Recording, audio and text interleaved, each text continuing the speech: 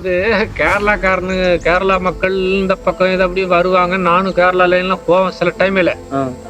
அப்ப சொல்லுவாங்க இந்த மக்கள், அண்ணன் அவங்க பேசுறது நம்மளை தமிழர்கிட்ட அண்ணன் அண்ணன் அண்ணன் தான் பேசுவாங்க. அண்ணன் அதாவது உங்க தமிழ் மக்கள் சர்வசாதாரணமா ஒரு நடிகர்கள்லாம் ஓட்டு போடுறாங்களே, என்ன அநியாயமா இருக்குது, அதாவது மண்டையில ஏதாவது மூளையே கிடையாது அவங்களுக்கு அப்படின்னு சொல்லுவாங்க.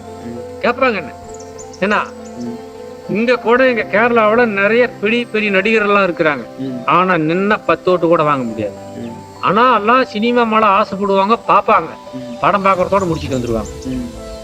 அவங்களுக்கு ஓட்டு போட மாட்டாங்க. ஏன்னா அவங்களுக்கு அரசியல் பத்தி என்ன தெரியும்?